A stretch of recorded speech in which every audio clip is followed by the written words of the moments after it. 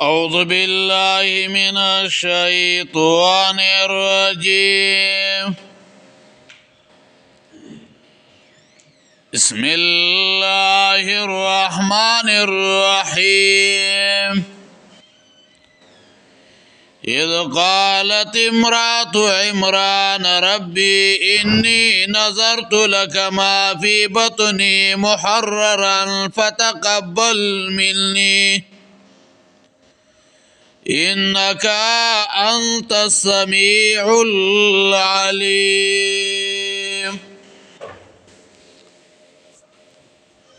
دا سورة آل عمران 35 نمبر آیت مبارکہ تلاوت شو. اذ قالت امرأة عمران،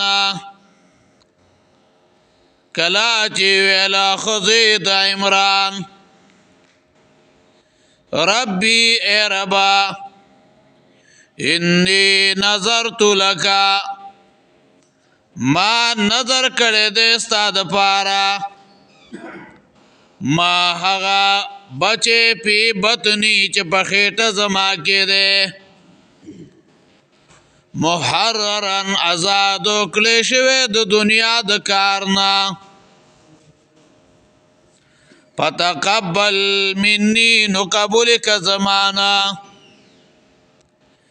انکا انت السمیع یقینا تاوریدن کے العلیم پوہائے. مخ کی مقدمه ذکر کړه، اوسو د مقدمینا ورستو مقصد ترازی او واقعا د امرأة عمران علیہ السلام ذکر کیا د وجه د مناسبتنا. عمران علیہ السلام د بنی اسرائیل مشر پیغمبرو،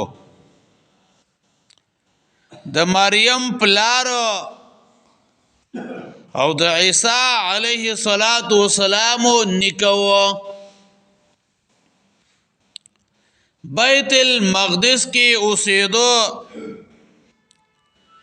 او دتا تورات ورکلی شوی و، هغه به ولستلو،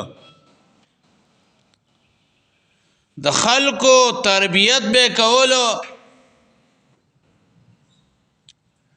بیا بن اسرائیل کی د دین خادمان هغه کم شو او د پخپل باندې بوډا شو. د بیبی وا حنا بنت فاقوزه هغه حامله شو. نو دی دا ویلو کچرتا دا حملو الله نر وخی جولو، یعنی نر بچیو، او زه د الله نه دا غواړم چې نر بچی مې وشي، نو دا به د بیت المقدس خدمت بم کوي او د دین خدمت بم کوي، دا به نظر وي. خو په هغه زمانه کې به الکان هغه به نظر کولو د دین د پاره نه جینه کوي.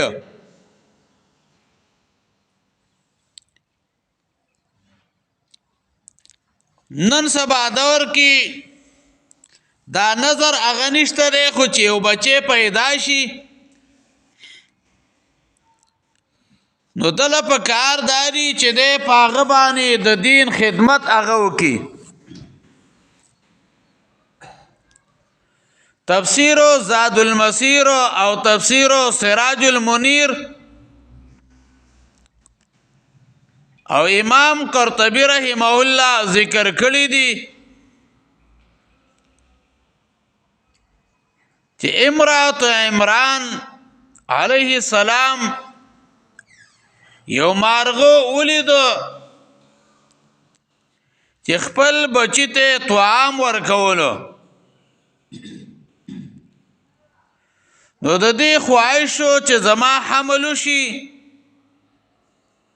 نو الله رب العزت والله دعا قبول کړه